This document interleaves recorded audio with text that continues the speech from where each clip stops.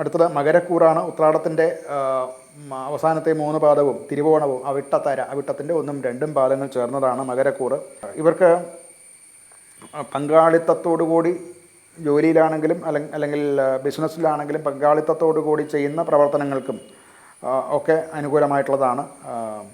ഈ ഒരു partnership business അല്ലെന്നുണ്ടെങ്കിൽ തന്നെ അല്ലെങ്കിൽ ഒരു ടീം ആയിട്ടുള്ള ജോലി, ഇങ്ങനെയുള്ളവർക്ക് ഇതിൽ കൂടിയാണ്, ഈ പങ്കാളിത്തത്തോടു കൂടിയുള്ള പ്രവർത്തനത്തിൽ നിന്നാണ് കൂടുതൽ മെച്ചം ഉണ്ടാകാൻ സാധ്യത ഉള്ളത്.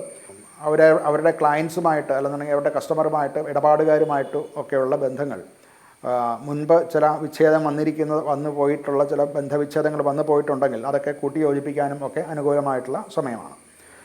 സാമ്പത്തികമായിട്ട് അനുകൂലം തന്നെയാണ്. സ്ഥിരതയുണ്ട്. സാമ്പത്തികത്തിന്, വരുമാനത്തിന് സ്ഥിരതയുണ്ട്. ചില മുൻപ് ഉണ്ടായ ചില സാമ്പത്തിക പ്രശ്നങ്ങൾ പരിഹരിക്കാനും അവസരം കിട്ടുന്നതാണ്.